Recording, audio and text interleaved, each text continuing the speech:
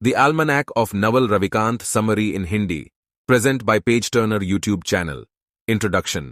नवल रविकांत भारतीय मूल के अमेरिका एंटरप्रेन्योर हैं।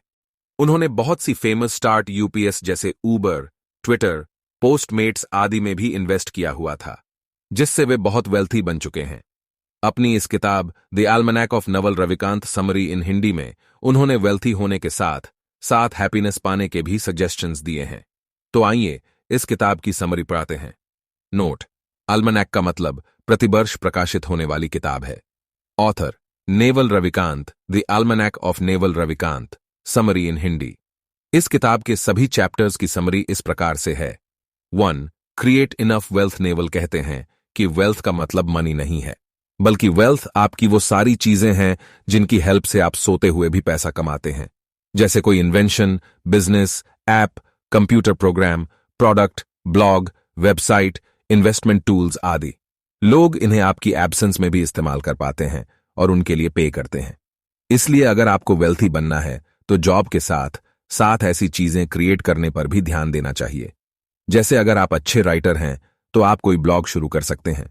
जब आप सोए होंगे तब भी कोई आपका ब्लॉग पीआईएच रहा होगा और उस पर आने वाली एडवर्टाइजमेंट की वजह से आपकी पैसिव इनकम होती रहेगी। 2. Talent, knowledge and skill. सब में कोई ना कोई टैलेंट होता है, लेकिन शुरू में वह टैलेंट मिट्टी से सने हीरे की तरह होता है। उसमें कोई चमक नहीं होती। ऐसे में व्यक्ति को उस धूल को हटाना होता है, या दूसरे शब्दों में अपने टैलेंट पर मेहनत करके उसे चमकाना होता है। अगर आप में राइटिंग का टैलेंट है तो पहले ही दिन से आप नॉवेल्स लिखना शुरू नहीं कर दोगे, बल्कि सालों तक रोज लिखते रहना चाहिए। तभी एक दिन आप एक अच्छे राइटर बन पाओगे।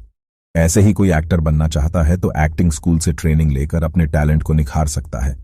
टैलेंट के अलावा आप में अपनी फील्ड का नॉलेज भी हो सकता है। जैसे आप बैंकर हैं तो आपको लोन आदि की बहुत सी जानकारी होगी। इसी नॉलेज से आप ब्लॉग लगा सकते हो या किताब लिख सकते हो। तो दोस्तों, टैलेंट, नॉलेज या कोई स्किल भी आपको वेल्थी बना सकती है। इसलिए इन चीजों को खुद में डेवलप करने की कोशिश करते रहिए, और इसकी कोई उम्र नहीं होती। 3. Wealth comes in long terms. Wealth थोड़े समय में कभी नहीं बनती, बल्कि यह तो सालों का खेल है। अगर आप आज एक अमरूद का पेड़ लगते हो तो क्या वह कुछ महीनों में फल देने लगता है? कभी नहीं, बल्कि इसमें कुछ साल लग जाते हैं। लेकिन जब वह एक बार फल देने लगता है तो सालों तक देता ही चला जाता है। शुरू में आपको उसे खाद पानी देना पड़ता है और उसका रखाव भी करना पड़ता है, लेकिन बाद में आपको उतनी मेहनत नहीं करनी पड़ती। पैसे के साथ भी यही कहानी है। आप इन्वेस्टमेंट्स के पौधे लगाना शुरू कर दीजिए। इसका सबसे अच्छा example PPF, public provident fund है। यह सबसे सुरक्षित निवेश माना जाता है क्योंकि यह सरकारी फंड है। साथ ही इसमें कंपाउंड इंटरेस्ट भी मिलता है। मैक्सिमम बेनिफिट के लिए आपको इसमें हर साल 1.5 लाख डिपॉजिट करना चाहिए। आपका पैसा 15 साल तक ब्लॉक रहता है, लेकिन वह कंपाउंड इंटरेस्ट से बढ़ता रहता है। अगर आप 15 साल और बढ़ा दें तो आपका पैसा करोड़ों में पहुंच जाता है। ऐसे ही अगर आपका स्टॉक मार्केट में इंटरेस्ट है तो लंबे समय के लिए शेयर खरीदिए, लेकिन स्टॉक मार्केट रिस्की भी होता है। वॉरेन बफेट भी बहुत सालों बाद ही स्टॉक्स से अरबपति बने थे। इन्वेस्टमेंट से रिलेटेड संपूर्ण जानकारी के लिए आप रमिट सेठी की ये फेमस किताब पीआईएच सकते हैं। I will teach you to be rich summary in Hindi by Ramit Sethi. 4. Power of leverage. दोस्तों, लेवरेज का मतलब है ऐसा टूल जो आपकी एब्सेंस में भी आपके पैसे को कई गुना बढ़ा सके। आइए इसे एक एग्जाम्पल से समझते हैं। मान लीजिए मार्क एक एलईडी का है और वह सब्जी बेचता है। पैसे कमाने के लिए उसे हर दिन दुकान में बैठना होगा और कस्टमर को सब्जी बेचनी होगी। इससे उसकी रोज की इनकम लगभग एक जैसी ही होगी। लेकिन इसके विपरीत दूसरा एलईडी डेक का जॉय है, जो ग्रोफर जैसी ऐप के द्वारा सब्जी के ऑर्डर लेना शुरू करता है, तो उसे डिजिटल प्लेटफॉर्म की लेवरेज मिल जाएगी और उसके ऑनर्डर्स में भारी वृद्धि हो जाएगी। वह मार्क की अपेक्षा कहीं ज्यादा पैसा कमाने लगेगा, जिससे वह एक हेल्पर रख सकता है ताकि ज्यादा ऑर्डर को डिलीवर भी किया जा सके। तो ऐसे ही आपको भी हर क्षेत्र में लेवरेज करना आना चाहिए। जैसे आप बार बार किसी चीज का लेक्चर न देकर उस पर किताब लिख दें तो वह अपने आप ही बिकती रहेगी और आपको रॉयल्टी मिलती रहेगी। आज की डेट में इंटरनेट चीजों को लेवरेज करने का बहुत बड़ा माध्यम बन चुका है। इसके द्वारा ज्यादा से ज्यादा लोगों तक आपका प्रोडक्ट आसानी से पहुंच जाता है। बहुत से आम लोग भी यूट्यूब, इंस्टाग्राम आदि से पूरे देश में फेमस हो चुके हैं और काफी पैसा भी कमा रहे हैं। The Almanack of Naval Ravikant Hindi summary. 5. Always enjoy life. दोस्तों, वेल्थ क्रिएट करते हुए आपको उसमें मजा आना चाहिए। ये कोई बोझ नहीं लगना चाहिए। कुछ लोग स्कैम करके दौलत कमाना चाहते हैं, लेकिन क्या इस तरह से कमाई हुई दौलत उन्हें कोई आनंद देती है?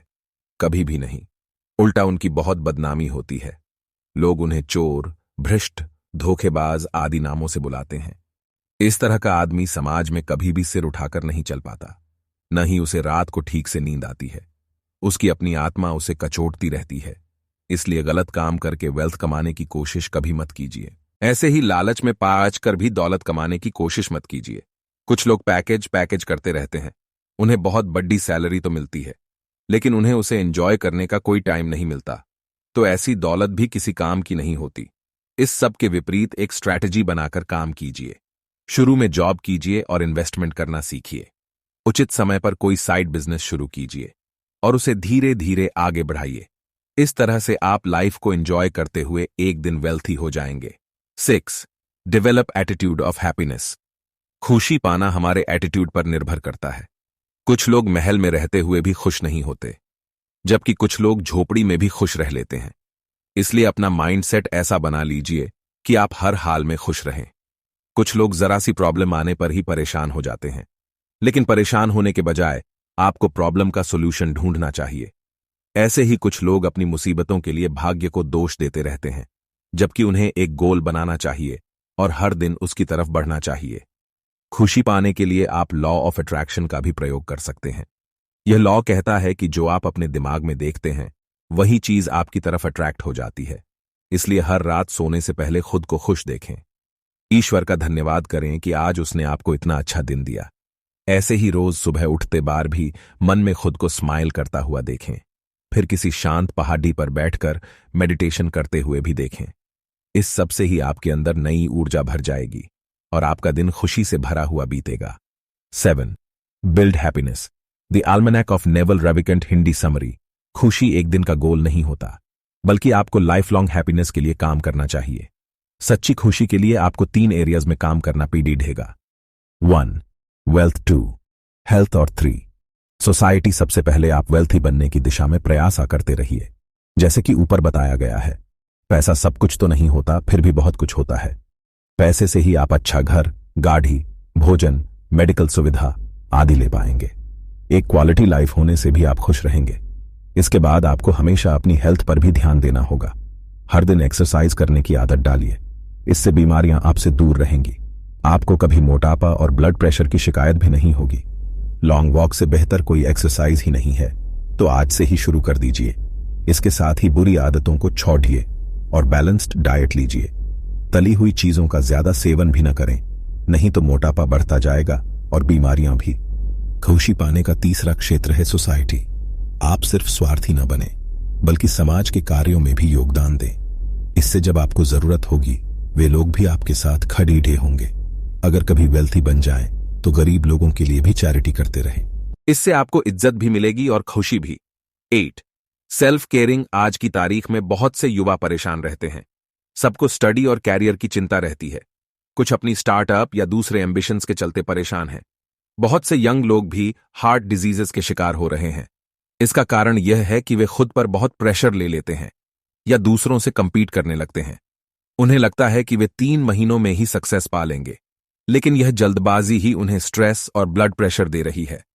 सबको समझना चाहिए कि स्टार्टअप या कैरियर ग्रोथ एक पेड़ की तरह ही है। वह समय आने पर ही फल देगी। आप अपने एम्बिशन पर काम करिए, लेकिन जीना मत छोड़िए। मान लीजिए आपका कोई ब्लॉग है, तो पहले ही डिसाइड कर लीजिए कि डेली उसे कितना टाइम देंगे। अगर 2 घंटा दिया तो उतना ही दें। फिर जैसे ही लैपटॉप बंद हुआ तो भूल जाइए कि आपका कोई ब्लॉग भी है। अब आप अपने टाइम को जॉयफुल एक्टिविटीज में लगाइए। लेकिन इसके विपरीत बहुत से लोग 50 चीजों के बारे में चिंता करते रहेंगे, जैसे गेस्ट पोस्ट कहां भेजूं, कमेंट कैसे लिखूंगा, पिंटरेस्ट का अकाउंट तो बनाया ही नहीं है, आदि। ऐसी चीजों का कोई अंत नहीं है और ऐसी सोच ही लोगों को मेंटली बीमार कर देती है। इसलिए 24 घंटे अपने ब्लॉग या स्टार्टअप आदि के बारे में न सोचते रहे, बल्कि जो टाइम उनके लिए निर्धारित किया है तभी सोचें। जैसे ब्लॉगिंग के एग्जाम्पल में जब 2 घंटे का निर्धारित टाइम शुरू हो, तभी ब्लॉगर को उन चीजों के बारे में सोचना चाहिए और एक समय पर एक ही चीज करनी चाहिए। आपका ब्लॉग कहीं नहीं भाग रहा, वैसे भी ब्लॉग एवरेज 2 साल बाद ही इनकम जनरेट करता है। इसलिए आपका चाहे जो भी बिजनेस या प्रोफेशन हो, कभी भी स्ट्रेस में काम न करें। अपनी फिजिकल हेल्थ के साथ साथ मेंटल हेल्थ का जरूर ध्यान रखें। 9. Keep growing. समय के साथ हम बीडीडे होते हैं। बचपन में हमारा नेचर कुछ और होता है और उसके बाद वह बदल जाता है, लेकिन एक स्टेज आने के बाद हम खुद को चेंज करना छोड़ देते हैं। ऐसा ज्यादातर शादी के कुछ साल बाद होता है, लेकिन लेखक कहते हैं कि हमें हमेशा ग्रो करते रहना चाहिए और अपनी पर्सनालिटी का भी विस्तार करते रहना चाहिए। मान लीजिए आपने लाइफ में 100 किताबें पा ही हैं, तो गोल बनाइए कि 100 और पढ़ेंगे। किताबें पर्सनल ग्रोथ का सर्वोत्तम साधन होती हैं। ये आपको ऐसा ज्ञान देती हैं जो कोई और आपको नहीं दे सकता। इस ब्लॉग हिंदी प्रोनोट्स पर ऐसी बहुत सी किताबें हैं। आप समय समय पर उन्हें पढ़ते रहिए। ऐसे ही अगर आपने कभी किसी की हेल्प नहीं की है तो आगे से करने लग जाइए। कभी स्विमिंग नहीं की है तो अब उसके लेसन्स ले लीजिए। कहीं घूमे फिरे नहीं हैं तो इसका भी प्लान कर सकते हैं।